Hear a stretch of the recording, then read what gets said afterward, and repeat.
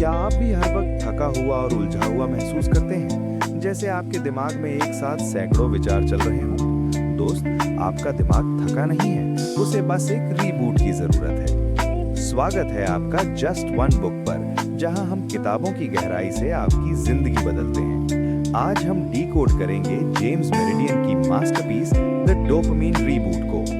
इस वीडियो में हम उन प्रैक्टिकल स्टेप्स के बारे में जानेंगे जिनसे आप अपने दिमाग के मेंटल कचरे को साफ करके अपनी प्रोडक्टिविटी को कई गुना बढ़ा सकते हैं। अगर आप आज कुछ नया सीखने के लिए तैयार हैं, तो चलिए शुरू करते हैं। भाई, मेरी बात ध्यान से सुनना। क्या कभी ऐसा हुआ है कि रात के 2 बज रहे हैं, तुम्हारी आंखें जल रही हैं, दिमाग थक चुका है, पर तुम्हारा अंगूठा फोन की स्क्रीन पर लगातार चल रहा है। एक रील, फिर दूसरी, फिर तीसरी। तुम खुद से कहते हो बस एक और, पर वो एक और पिछले 2 घंटे से चल रहा है। तुम्हें पता है तुम्हें सोना चाहिए या कुछ काम करना चाहिए, पर एक अजीब सी बेचैनी और घुटन तुम्हें जकड़े हुए है। अगर हाँ, तो ये कहानी सिर्फ एक कहानी नहीं है, ये तुम्हारी और मेरी सच्चाई है। मिलो कबीर से। मुंबई के अंधेरी इलाके में एक छोटे से 1 BHK फ्लैट में रहने वाला एक आम सा लड़का, जिसके पास सपने तो बहुत बड़े थे, पर अब वो सपने उसके अंदर ही दम तोड़ रहे थे। रात के करीब 11:30 बज रहे थे। बाहर अंधेरी की सड़कों पर एक अजीब सी शांति थी, लेकिन कबीर के कमरे के अंदर की खामोशी उसे काटने को दौड़ रही थी। उसके दिमाग के अंदर एक शोर था, एक ऐसी नॉइज जो कभी चुप नहीं होती थी। उसकी छाती पर एक बोझ सा रखा था, एक हेवी फीलिंग जो उसे सांस नहीं लेने दे रही थी। फोन उसके हाथ में था और स्क्रीन पर इंस्टाग्राम खुला हुआ था। अंदर से एक आवाज चीख रही थी, भाई कुछ प्रोडक्टिव कर ले। लेकिन एक दूसरी ज्यादा शातिर आवाज उसे दबा देती थी, बस थोड़ा सा और, माइंड थोड़ा फ्रेश कर ले। अचानक फोन उसके हाथ से फिसल कर उसकी छाती पर गिरा। उसने छत की तरफ देखा। उसकी आंखों में आंसू नहीं थे, पर एक खोखलापन जरूर था। यार, मैं ऐसा क्यों हो गया हूं? उसने खुद से पूछा। कबीर हमेशा से ऐसा नहीं था। उसे याद आया अपना 12th क्लास का वो टाइम, जब वो घंटों तक पढ़ सकता था। उस वक्त उसका फोकस इतना स्ट्रांग था कि बाहर दुनिया में क्या चल रहा है उससे फर्क नहीं पड़ता था। टाइम का पता ही नहीं चलता था। उसके अंदर एक आग थी, कुछ बनने की उम्मीद थी। पर आज वो 10 मिनट भी बिना फोन चेक किए एक जगह टिक कर नहीं बैठ पाता। उसके ख्वाब धीरे धीरे राख बन रहे थे। उसके सामने टेबल पर उसका लैपटॉप खुला था। पिछले 3 दिन से एक बहुत जरूरी प्रोजेक्ट उस लैपटॉप की स्क्रीन पर ओपन था। हर सुबह वो खुद से वादा करता कि आज इसको खत्म करेगा।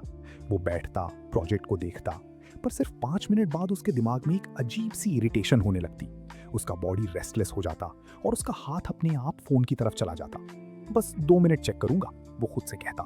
और वो 2 मिनट कब 2 घंटे में बदल जाते उसे पता ही नहीं चलता। ये उसकी जिंदगी का इंटरनल हेल बन चुका था, जहां वो अपने ही दिमाग का कैदी था। आजाद होना चाहता था, पर पिंजरे का दरवाजा खुद ही बंद कर रहा था। उस रात, उस घुटन भरी शांति में कबीर की नजर अपने साइड टेबल पर गई। वहां एक नई, बिल्कुल साफ और अनटच्ड किताब पड़ी थी, जो उसने 3 दिन पहले ऑर्डर की थी, the dopamine reboot by James meridian. उसने हल्के से एक बिटर हंसी हंसी। Self help? सीरियसली? क्या एक किताब मेरी झंड जिंदगी ठीक कर सकती है? लेकिन उस रात, उस डीप डेस्परेशन में, उसने किताब को उठा लिया। उसने पहला पेज खोला, फिर दूसरा, और अचानक उसकी नजर पहले चैप्टर पर आकर रुक गई, द डोपामाइन प्रॉब्लम। वो पढ़ने लगा। किताब में लिखा था, modern society constantly stimulates your brain with quick rewards. Your brain gets addicted to instant pleasure. Over time, this reduces your ability to focus, lowers your motivation, and makes real work feel boring. Kabir के सीने में जैसे किसी ने मुक्का मार दिया हो। उसने पढ़ना रोका। Quick rewards. उसने धीरे से अपने होठों पर ये शब्द दोहराए। उसने अपने फोन की तरफ देखा। Instagram, YouTube, reels, WhatsApp notifications, memes, ये सब क्या थे? ये सब क्विक रिवॉर्ड्स ही तो थे। किताब आगे कह रही थी कि जब दिमाग को इतनी आसानी से प्लेजर मिलने लगता है, तो वो डिफिकल्ट टास्क से भागने लगता है। Dopamine is not bad, it's necessary, but when overstimulated, your brain starts craving easy rewards and avoids difficult tasks. ये एक शॉक टू द सिस्टम था। कबीर का दिल तेज धड़कने लगा। उसकी आंखों के सामने वो अपना खुला हुआ लैपटॉप और वो 3 दिन से रुका हुआ प्रोजेक्ट आ गया। उसे अचानक समझ आने लगा कि प्रॉब्लम उसकी लेजीनेस या उसकी नीयत नहीं थी, प्रॉब्लम कंपैरिजन की थी। रियल वर्क स्लो है, टफ है और उसमें बहुत एफर्ट लगता है, पर उसका फोन उसे 10 सेकंड में इंस्टेंट हाई दे देता है, तो उसका दिमाग नेचुरली किसे चुनेगा? ऑब्वियसली उस रास्ते को जो इजी है। उसकी आंखों से उस हेवी फीलिंग का एक बड़ा हिस्सा अचानक थोड़ा हल्का होने लगा। उसने किताब को अपने सीने के थोड़ा और पास खींचा, जैसे उसे कोई बहुत बड़ा राज पता चल गया हो। किताब के अगले शब्द थे, your brain wasn't designed for this level of stimulation. कमरे में वही सन्नाटा था, पर अब उसके दिमाग का शोर थोड़ा अलग था। एक डीप आहा मोमेंट उसके अंदर उतर रहा था। तो प्रॉब्लम मैं नहीं हूं, एनवायरनमेंट है, उसने सोचा। उसने पहली बार अपने बिहेवियर को एक क्रिमिनल की तरह जज नहीं किया, बल्कि एक साइंटिफिक फैक्ट की तरह समझा। सुबह उठते ही फोन, खाना खाते वक्त यूट्यूब और सोते वक्त नेटफ्लिक्स। उसने खुद को कंप्लीटली ओवर स्टिमुलेट कर लिया था, और इसीलिए अब उसे हर वक्त एम्प्टी और खोखला फील होता था। ये सच बहुत डरावना था कि वो लिटरली एक छोटी सी स्क्रीन का गुलाम बन चुका था, एडिक्टेड हो चुका था। पर उस डर के बीच, उस घुटन और बेचैनी के बीच कबीर के सीने में एक छोटी सी चिंगारी जली। अगर उसके दिमाग ने ये बुरी आदत एनवायरनमेंट से सीखी है, तो क्या वो इसे अनलर्न नहीं कर सकता? अगर प्रॉब्लम उसकी औकात में नहीं, उसकी वायरिंग में है, तो क्या वो इस वायरिंग को वापस ठीक नहीं कर सकता? उस रात अंधेरे में अपने फोन की स्क्रीन लाइट बंद करके कबीर ने एक लंबी सांस ली। एक नई उम्मीद जन्म ले रही थी, पर रास्ता इतना आसान नहीं था भाई। आदत बदलना और समझना दोनों में जमीन आसमान का फर्क होता है। भाई एक बात सच सच बता, जब हम रात को डिसाइड करते हैं ना कि बस आज से सब चेंज, कल सुबह से नया शेड्यूल, तो क्या सच में सब चेंज हो जाता है? नहीं ना। असली जंग तो तब शुरू होती है जब अगला दिन आता है और हमारा दिमाग अपनी पुरानी औकात पर वापस आने लगता है। कबीर के पास उम्मीद तो आ गई थी, पर उम्मीद और एग्जीक्यूशन के बीच का रास्ता कांटों से भरा होता है। आदत बदलना कोई मूवी का मोन्टाज थोड़ी है, जहां बैकग्राउंड में गाना बजेगा और हीरो सब ठीक कर देगा। रियल लाइफ में ये प्रोसेस दर्दनाक होता है। अगली सुबह अंधेरी के उस छोटे से कमरे में धूप आई। कबीर उठा। रात के उस आहा मोमेंट का असर अभी भी था। उसने डिसाइड किया कि आज वो उस प्रोजेक्ट को खत्म करके ही मानेगा। उसने अपना लैपटॉप खोला। बस 10 मिनट, उसने खुद से कहा, सिर्फ 10 मिनट फोकस करूंगा। पहले 2 मिनट सब बिल्कुल ठीक रहा, पर फिर उसकी बॉडी में वो फेमिलियर बेचैनी वापस आने लगी। उसका माइंड ड्रिफ्ट होने लगा, बॉडी में एक अजीब सी एनर्जी दौड़ने लगी और उसका अटेंशन टूटने लगा। उसका हाथ जैसे किसी इनविजिबल धागे से बंधा हो अपने आप फोन की तरफ जाने लगा। कबीर ने अचानक अपना हाथ रोक लिया। उसका दिल तेज धड़क रहा था। उसने महसूस किया कि ये सिर्फ एक बुरी आदत नहीं है, ये एडिक्शन का लेवल है। उसका दिमाग लिटरली फोकस करने को रेजिस्ट कर रहा था, जैसे काम करना उसे फिजिकल पेन दे रहा हो। क्यों? क्योंकि असली काम स्लो होता है और उसका दिमाग फास्ट रिवॉर्ड्स का आदी हो चुका था। कबीर ने लैपटॉप जोर से बंद कर दिया। एक गहरा फ्रस्ट्रेशन उसके अंदर उबाल मार रहा था। मैं एक 10 मिनट का काम नहीं कर सकता, कैसा फ्रॉड हूं मैं, वो खुद से बड़बड़ाया। किताब पढ़ने के बाद, सब कुछ समझने के बाद भी वो फेल हो रहा था। वो वहीं फंसा हुआ था, उस गंदे चिपचिपे दलदल में, जहां उसके ख्वाब धीरे धीरे राख बन रहे थे।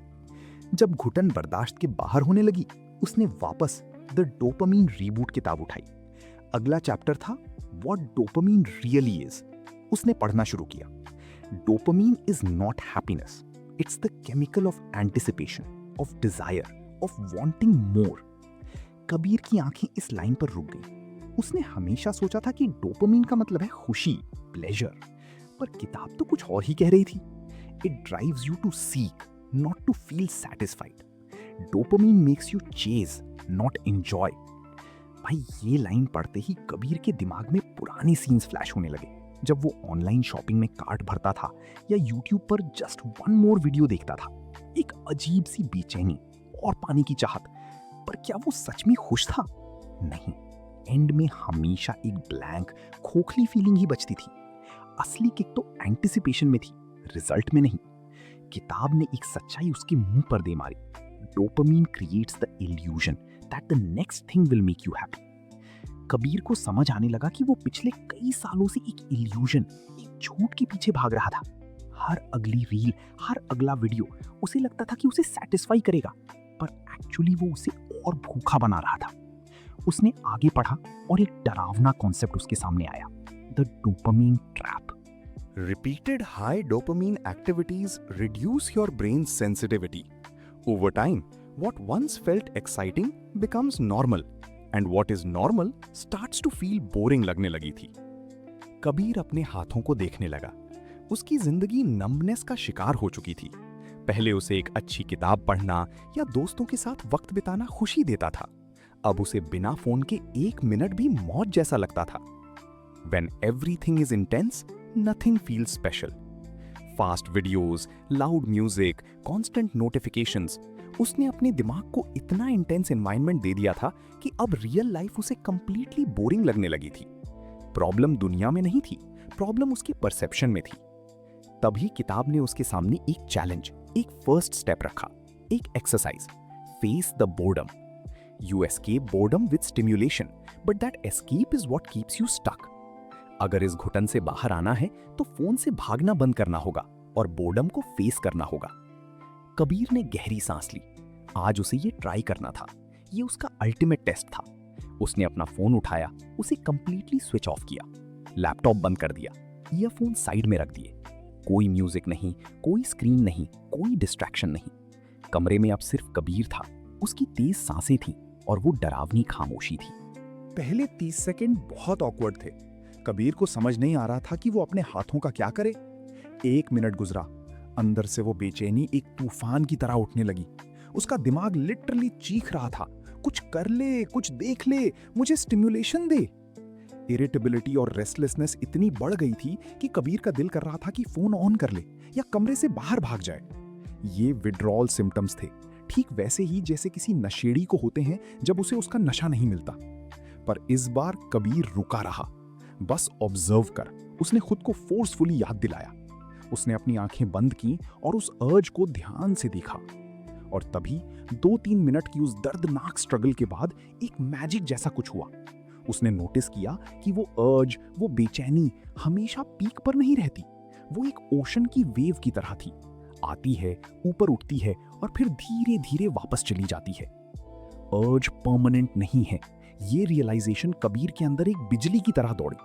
अगर मैं रिएक्ट ना करूं तो ये अपने आप खत्म हो सकती है। धीरे धीरे उस शांति में उसकी ब्रीथिंग स्मूथ होने लगी। जो दिमाग 5 मिनट पहले चीख रहा था वो अब सेटल हो रहा था। कबीर ने आंखें खोली। कमरा वही था, पर उसके अंदर की घुटन एकदम से आधी हो चुकी थी। उसमें एक नई अजीब सी शांति थी, एक ऐसी क्लैरिटी जो उसने सालों से महसूस नहीं की थी। उसके चेहरे पर एक सच्ची मुस्कान आ गई। वो रो तो नहीं रहा था, पर उसके दिल पर रखा वो सैकड़ों किलो का बोझ पहली बार हिला था। उसका दिमाग ब्रोकन नहीं था, उसने बस गलत आदत सीख ली थी और आज उसने पहली बार उस आदत को तोड़ने का पहला स्टेप ले लिया था। आज पहली बार कबीर कंट्रोल में था, उसका डोपामिन नहीं। भाई, एक छोटी सी जीत से जिंदगी का युद्ध नहीं जीता जाता। पहली बार उस घुटन और बेचैनी को हराकर कबीर को एक सुकून जरूर मिला था, पर उसके अंदर की खोखली जगह अभी भी वहीं थी। रात का वक्त था, अंधेरी की सड़कों पर गाड़ियों का शोर कम हो चुका था और उसके छोटे से फ्लैट में फिर से वही डरावनी शांति छा गई थी। एक बार बोर्डम को फेस कर लेने का मतलब ये नहीं था कि उसकी लाइफ ट्रैक पर आ गई। उसके सीने में अभी भी एक अजीब सा खालीपन था। वो खुशी कहाँ थी जो उसे पहले मिला करती थी। उसने वापस द डोपामिन रीबूट उठाई। उसका दिमाग अभी भी सवालों से भरा था। अगर फोन उसे खुशी नहीं दे रहा था तो फिर उसकी आम जिंदगी भी उसे इतनी बोरिंग क्यों लगती थी। उसने अगला चैप्टर खोला, द डोपामिन ट्रैप। किताब के पहले ही सेंटेंस ने उसके दिमाग के सारे तार झंझना दिए। Repeated high dopamine activities reduce your brains sensitivity. Kabir की आंखें इन शब्दों पर रुक गई। उसने आगे बढ़ा। Over time, what once felt exciting becomes normal, and what is normal starts to feel boring. ये पढ़ते ही कबीर को जैसे किसी ने झिंझोड़ कर रख दिया। उसके दिमाग में पुराने सीन्स एक मूवी की तरह चलने लगे। उसे याद आया अपना पहला स्मार्टफोन, जब उसने पहली बार इंस्टाग्राम डाउनलोड किया था। कितना एक्साइटिंग था। पहली बार नेटफ्लिक्स पर सीरीज बिंज करना, दोस्तों के साथ पहली बार लेट नाइट गेमिंग करना, सब कुछ एक थ्रिल था। पर आज ये सब नॉर्मल हो चुका था, और सच कहूं तो थोड़ा बोरिंग भी। एक वक्त था जब कबीर छोटी छोटी चीजों में खुशी ढूंढ लेता था। मुंबई की पहली बारिश में मरीन ड्राइव पर दोस्तों के साथ टपरी की चाय पीना, अकेले ईयरफोन लगाए बिना सड़क पर चलना, या बस शांति से बैठकर एक किताब पढ़ना। ये सब उसे डीप सुकून देता था। पर अब उसके दिमाग का बेसलाइन इतना शिफ्ट हो चुका था कि उसे बिना किसी बैकग्राउंड नॉइस के, बिना किसी स्क्रीन के एक कप चाय पीना भी सजा लगता था। किताब उसके सामने एक नंगी सच्चाई रख रही थी। When everything is intense, nothing feels special. Kabir ने किताब बंद करके अपने सीने पर रख ली। मैं कंप्लीटली नम हो चुका हूं, उसने धीरे से बड़बड़ाया। ये सिर्फ उसके फोकस या उसके करियर का इशू नहीं था, ये उसकी जिंदगी का फील खोने का इशू था। Fast videos, loud music, endless notifications, उसने अपने दिमाग को इतने एक्सट्रीम लेवल का स्टिमुलेशन दे दिया था कि अब रियल आम जिंदगी उसे एकदम फीकी और बेजान लगने लगी थी। उसने अपने दिमाग को हाई स्टिमुलेशन एक्सपेक्ट करने के लिए खुद ट्रेन किया था और अब उसकी नॉर्मल लाइफ उस इल्यूजन से कंपीट नहीं कर पा रही थी। ये एहसास उसके सीने में किसी पत्थर की तरह बैठ गया। पिछले 3 साल से वो खुद को गालियां दे रहा था। वो खुद को लीजी, लूजर, फ्रॉड और पता नहीं क्या क्या समझता था। जब भी वो अपने सपने पूरे नहीं कर पाता, जब भी वो फोकस नहीं कर पाता, वो आईने के सामने खड़ा होकर खुद से नफरत करता था। मेरे अंदर ही कुछ गड़बड़ है, मैं ही ब्रोकन हूं। ये उसका सबसे बड़ा इंटरनल नैरेटिव बन चुका था। तो क्या सच में वो ब्रोकन था? उसने रोते हुए आंखों से किताब का एक और पन्ना पलटा। अगले चैप्टर की हेडिंग थी the brain is not broken. पहली लाइन ने उसके दिल के सबसे गहरे घाव पर मरहम रख दिया। किताब चीख चीख कर कह रही थी, your brain is not broken, it is adapting, it simply adapted to the environment you exposed it to. Kabir की सांस जैसे गले में अटक गई। अडैप्टिंग? उसने धीरे से बोला। उसका दिमाग खराब नहीं हुआ था, उसका दिमाग तो अपना काम बिल्कुल ठीक कर रहा था।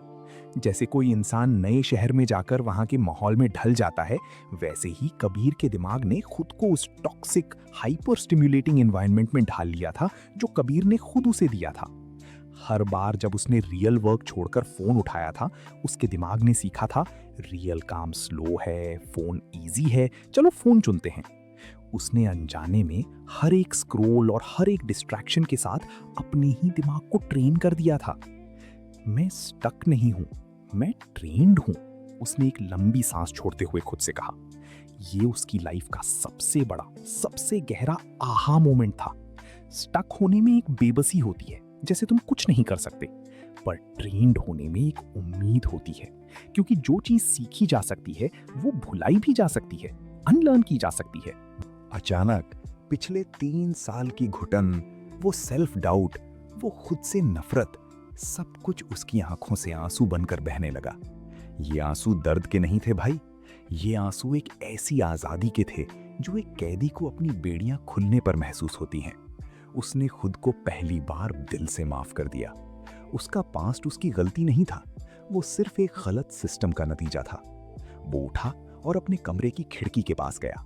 बाहर अंधेरी की सड़क पर एक छोटा सा बच्चा साइकिल चला रहा था। बार बार गिर रहा था, पर फिर भी उसके चेहरे पर एक सच्ची मुस्कान थी। उस बच्चे के पास कोई हाई स्टिम्युलेशन नहीं था, फिर भी वो खुश था, क्योंकि उसका दिमाग अभी रियल दुनिया की खुशियों के लिए सेंसिटिव था। कबीर ने अपने आंसू पोंछे। उसके अंदर की वो हैवी फीलिंग, वो छाती का बोझ अचानक गायब हो गया था। उसने डिसाइड कर लिया था, उसे अपने दिमाग से अब एक दुश्मन की तरह लड़ना नहीं था। उसने किताब में पढ़ी एक आखिरी लाइन याद की, you don't need to fix your brain, you need to guide it. उसका दिमाग एक छोटे बच्चे की तरह था जो हर चमकती चीज यानी डिस्ट्रैक्शंस के पीछे भागता था, और अब कबीर उस बच्चे का एक स्ट्रिक्ट पर लविंग गाइड बनने वाला था। खिड़की से आती हुई ठंडी हवा उसके चेहरे से टकरा रही थी, पर इस बार कमरे में घुटन नहीं थी। इस बार कमरे में एक नई उम्मीद का जन्म हो रहा था। एक आग जल चुकी थी। अब कबीर खुद से रोने या कंप्लेन करने वाला नहीं था, अब लड़ाई शुरू होने वाली थी। भाई, 1 हफ्ते बाद का मंजर देखते हैं। अंधेरी के उसी छोटे से फ्लैट में धूप खिड़की से अंदर आ रही थी। कबीर अपनी टेबल पर बैठा था और उसके सामने वही लैपटॉप खुला था, पर इस बार कमरे का माहौल अलग था। टेबल पर फोन नहीं था, उसने फोन को स्विच ऑफ करके दूसरे कमरे में रख दिया था। प्रोजेक्ट स्क्रीन पर ओपन था। पिछले 25 मिनट से कबीर लगातार टाइप कर रहा था। अचानक उसके अंदर वही पुरानी आवाज उठी। दिमाग ने कहा, बहुत काम कर लिया, एक छोटा सा ब्रेक ले ले, माइंड फ्रेश कर ले। उसके हाथ ऑटोमेटिकली फोन ढूंढने के लिए टेबल पर गए, पर वहां कुछ नहीं था। पहले जैसी बेचैनी उसके सीने में दोबारा उठने लगी। पर इस बार कबीर घबराया नहीं। उसने अपनी आंखें बंद की, एक गहरी सांस ली और उस बेचैनी को सिर्फ ऑब्जर्व किया, बिना उससे लड़े। उसने खुद से कहा, ये सिर्फ एक वेव है, आएगी और चली जाएगी। और वाकई कुछ ही सेकंड्स में उसके माइंड की वो रेस्टलेसनेस सेटल होने लगी और उसकी सांसें स्मूथ हो गईं। उसने आंखें खोली, एक छोटी सी मुस्कान उसके चेहरे पर आई और उसने वापस अपना फोकस स्क्रीन पर लगा दिया। ये था न्यू कबीर।